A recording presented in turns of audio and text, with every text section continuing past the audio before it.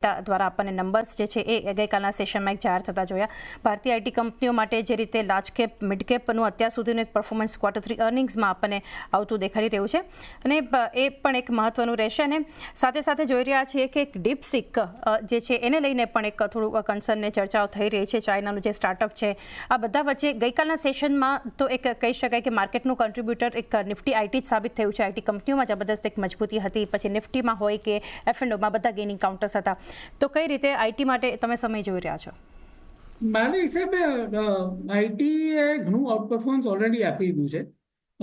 Of course TCS જેવા Stokes હોય કે કોફોર્જ અને persistent જેવા સ્ટોક્સ હોય એ જે લોકોના રિઝલ્ટ સારા આવવાના છે એ નીચેમાં ધ્યાન રાખી શકાય. પણ મારું અત્યારે વધારે ફોકસ ફાઇનાન્શિયલ્સ, L&T અને કન્ઝમ્પશન રિલેટેડ એટલે કે જ્યોતિ લેબ જેવા સ્ટોક્સ પર છે.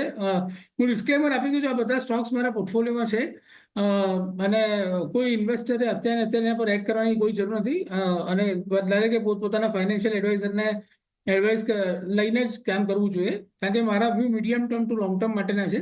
મીડિયમ ટુ લોંગ ટર્મ માટે મને ફાઇનાન્શિયલ્સમાં, FMCGમાં સિલેક્ટેડ ખાસ કરીને ફાઇનાન્શિયલ્સમાં હું તમને કહું તો બજાજ ફાઇનાન્સ અમારું ખૂબ મોટું હોલ્ડિંગ હતું. બજાજ ફિન્સર્વ અત્યારે બી અમે હોલ્ડ કરીએ છીએ અને મારા હિસાબે RBIના જે સ્ટેપ્સ આવશે લિક્વિડિટી બૂસ્ટ કરવાના એ બહુ પોઝિટિવ હશે બેન્કિંગ સેક્ટર માટે. ફોર એક્ઝામ્પલ એક્સિસ બેંક અથવા HDFC બેંક જેવી બેંકોની બી વાત કરીએ, ICICI બેંક તો ખૂબ જ સારું કરી જ રહ્યું છે, એ તો અમારું ટોપ હોલ્ડિંગ છે અને રહેશે. પણ એક્સિસ બેંક અને HDFC બેંક જેવી બેંકોમાં જેને CD રેશિયોનો પ્રોબ્લેમ છે, જેના CD રેશિયો હાઈ હોવાને કારણે એ લોકો ગ્રોથ નથી કરી શકતા. જો સિસ્ટમમાં લિક્વિડિટી ઇમ્પ્રૂવ થશે તો ડેફિનેટલી ડિપોઝિટ ગ્રોથ થોડો વધશે અને ડિપોઝિટ ગ્રોથ વધશે તો એ લોકો લોન બુક ગ્રોથ બી કરી શકશે.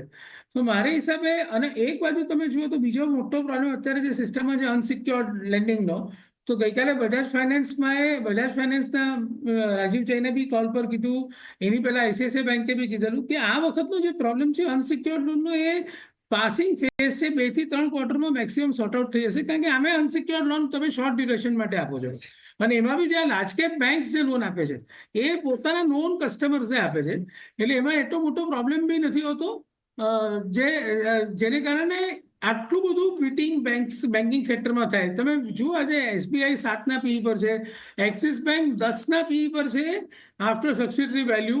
મને નથી લાગતું પ્રાઇવેટ સેક્ટર બેંક જેમ કે એક્સિસ બેંક, જેની હું એવું માનું છું કે 4થા નંબરની ડિપોઝિટ ફ્રેન્ચાઇઝ છે, HDFC, ICICI અને SBI બેસ્ટ છે, પણ એની પછી 4th નંબર પર એક્સિસ બેંક આવે છે in terms of deposit franchise.